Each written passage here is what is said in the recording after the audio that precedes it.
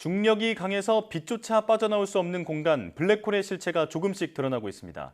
이달 초 인류는 블랙홀 관측에 두 번째로 성공했는데요. 우리 은하 중심부에 자리 잡은 이 블랙홀의 이름은 궁수자리 A로 블랙홀의 비밀에 다가서기 위한 과학자들의 도전이 계속되고 있습니다. 네, 오늘 과학의 달인 궁수자리 A 관측에 참여한 한국천문연구원 전파천문본부 손봉원 박사와 함께합니다. 어서 오십시오. 안녕하세요. 네, 나와주셔서 고맙습니다. 자, 블랙홀을 이제 오늘 관측하는 얘기에 대해서 나눠볼 텐데요. 영화 속의 상상으로만 그렸던 블랙홀을 잠시 감상하면서 얘기를 좀 나눠볼까요? 네. 자, 지금 저게 이제 우리 은하에서 어느 정도로 떨어져 있는 블랙홀인 건가요? 네, 2만 7천 광년 떨어져 있는 우리 은하 중심 한가운데 있습니다. 예. 우리 태양계는 우리 은하에서 상당히 바깥쪽 교외에 있습니다. 너무 멀어서 킬로미터로는 감이 잘 안 오시겠지만 네. KTX가 시속 300km로 달리면 약 1천억 년 정도 걸리는 거리입니다. 네. 정말 우주에 다니는 들을 때마다 놀라운데요. 관측을 통해 분석을 해봤더니 궁수자리 A의 특징 어떤 것들이 좀 있습니까? 예, 궁수자리 A는 우주 전파 천체 중에 가장 먼저 1930년대 초에 발견되었습니다. 네. 전파 천문학의 아버지라고 불리우는 칼 젠스키가 무선 통신 연구 중에 발견을 했는데요. 칼 젠스키는 처음에는 이 천체가 블랙홀인지 몰랐지만 뭔가 아주 중요한 것을 발견했다는 확신을 가졌다고 합니다. 네. 이후에 미국의 안드레아 게츠와 독일의 라인하이트 겐체리라는 과학자가 우리 은하 중심에 태양보다 약 400만 배 무거운 초대형 블랙홀의 질량을 정확히 확인해서 2020년에 노벨 물리학상을 수상했습니다. 아, 네. 궁수자리 A는 블랙홀 중에서도 상당히 얌전한 편에 속하는데 네. 질량은 태양의 400만 배나 되는데 밝기는 태양의 100배 정도밖에 안 됩니다. 이 블랙홀이 아마 다른 은하에 있었다면 우리가 관측하기 아주 힘들었을 겁니다. 그렇군요. 예. 1930년대 초에 이제 발견이 됐지만 그 존재가 정확하게 입증된 건 얼마 되지 않은 일이다. 예. 네, 라는 말씀이신데요. 자, 그런데 블랙홀의 존재는 사실 그 100년 전에 아인슈타인에 의해서 이제 예견이 됐다라고 알고 있는데 이 블랙홀 관측이 이루어진 건 비교적 최근이잖아요. 왜 이렇게 관측이 어려운 건가요?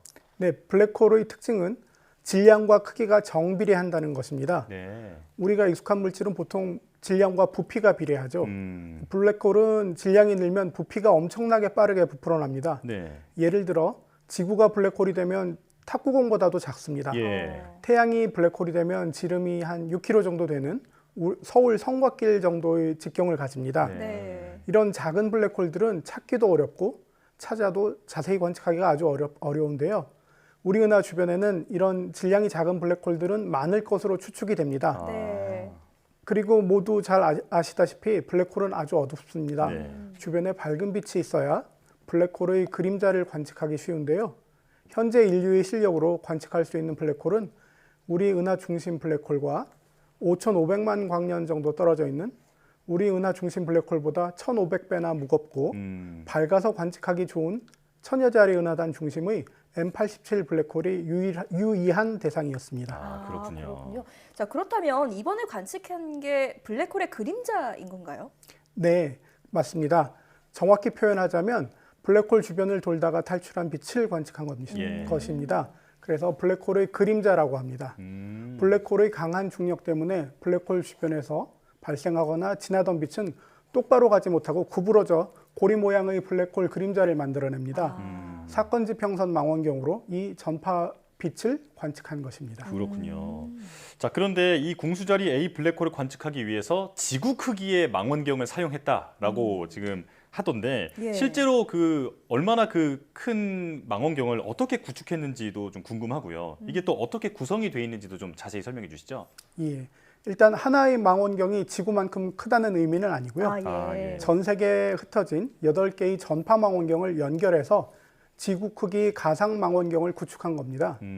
블랙홀 관측에 여러 대 망원경을 동원한 이유는 우선 망원경이 커지면 네. 물체를 자세히 보는 능력과 빛을 모으는 능력이 좋아져서 어두운 물체를 보는 능력이 좋아지기 때문입니다. 네. 그렇지만 이 가상의 망원경은 텅텅 비어있는 망원경이라서 빛을 모으는 능력은 좋지 않습니다. 네. 그래서 어두운 물체는 잘 보지 못하고요.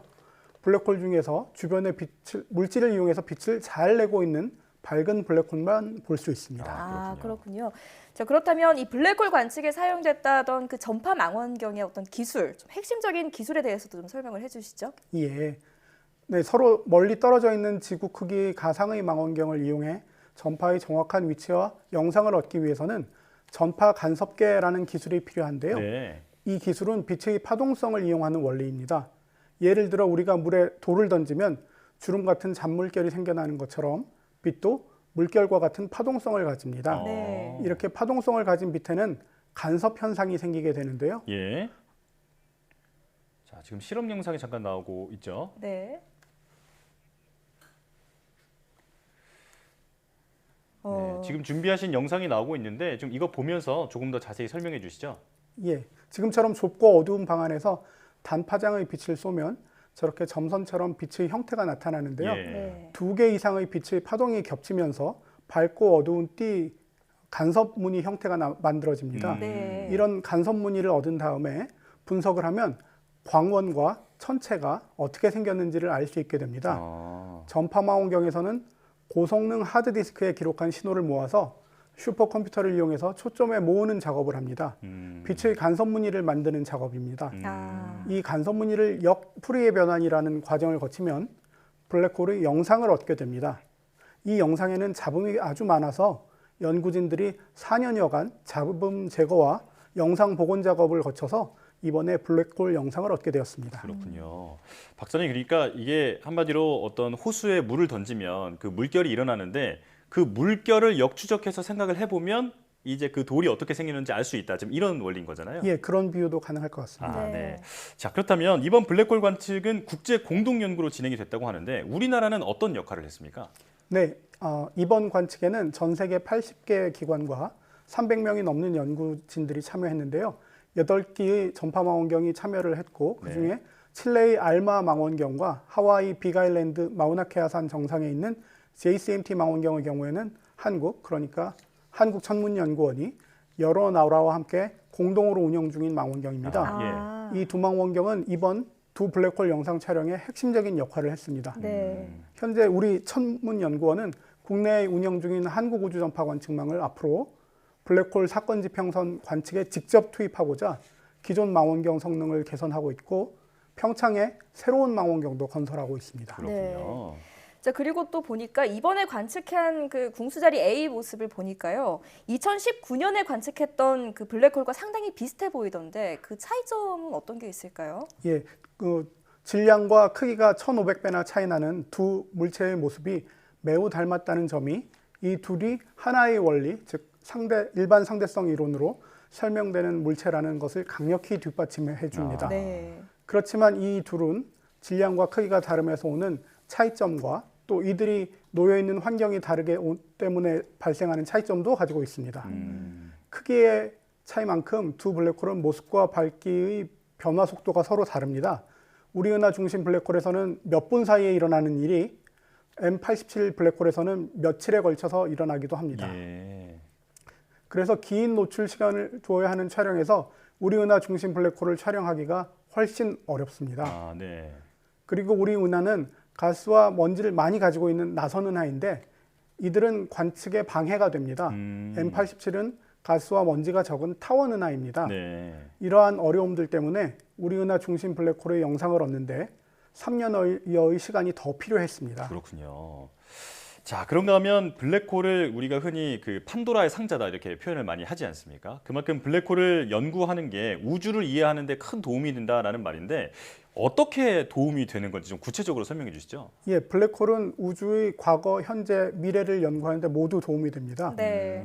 대폭발로 생긴 우리 우주는 밀도의 차이로 빈 공간과 은하와 같은 구조물, 천체들이 만들어졌는데요. 그 과정에 작은 블랙홀들도 생겼을 것으로 추측이 되고 있습니다. 아직 발견은 못했습니다. 아, 네. 우주 초기에 만들어진 블랙홀을 발견할 수 있다면 우주 대폭발 당시 상황을 이해하는 데 아주 큰 도움이 될 것입니다. 네.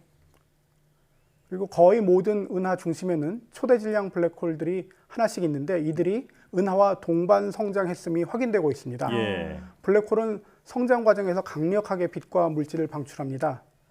이는 은하를 넘어 은하들의 무리인 은하단 전체 그리고 은하단 사이의 광대한 공간까지 영향을 미칩니다. 그리고 이 블랙홀이 방출한 강력한 에너지는 별과 행성을 탄생시키기도 하고 별과 행성이 생기지 못하게 하기도 하는데 앞으로 많은 연구가 진행되어야 할 분야입니다. 예. 머나먼 미래에는 우주에는 블랙홀만 남게 될 것입니다. 네. 남은 블랙홀은 서서히 유명한 호킹 복사를 내며 증발하며 사라지는데 우주에는 그렇게 되면 가벼운 입자만 남게 될 것으로 추측됩니다. 블랙홀이 우주 연구의 핵심적인 역할을 할 것이다 이렇게 강조를 해주셨는데요. 자, 그렇다면 이 핵심적인 그 역할을 하게 될 블랙홀에 언제부터 관심을 가지고 또 연구를 시작하게 되셨는지 궁금합니다. 예, 대학원 진학을 앞둘 쯤에 블랙홀에 대해서 처음 관심을 가지게 됐는데요. 예. 여러 분야를 살펴보라는 선배의 조언을 따라서 논문 제목들을 살펴보다가 활동성 은하핵이라는 단어가 눈에 들어와서 관심을 가지게 되었습니다. 예. 전파 망원경에 관심이 있었는데 활동성 은하핵을 관측하려면 전파 망원경을 사용해야 한다는 점도 마음에 들었습니다. 본격적으로 초고분해능 전파 간섭계 관측에 매달리게 된 것은 박사 과정을 마치고 막스 플랑크 전파 천문학 연구소에서 연구하면서부터입니다. 그때가 막스 플랑크 연구소가 블랙홀 사건 지평선 관측 준비를 시작하던 시기였습니다. 네. 그렇군요. 자, 그렇다면 이제 박사님의 앞으로의 연구 개발 계획도 좀 들려주시죠.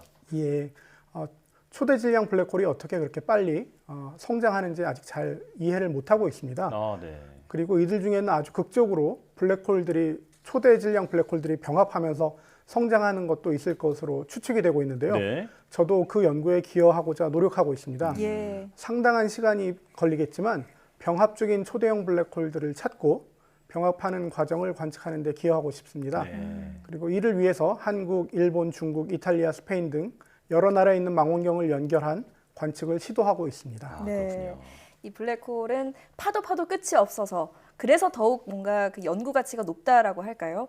그러니까 앞으로도 우리나라 천체 연구, 우주 연구에 많은 역할 해주시기 바랍니다. 지금까지 한국천문연구원 전파천문본부 손봉원 박사와 함께했습니다. 오늘 말씀 잘 들었습니다. 감사합니다.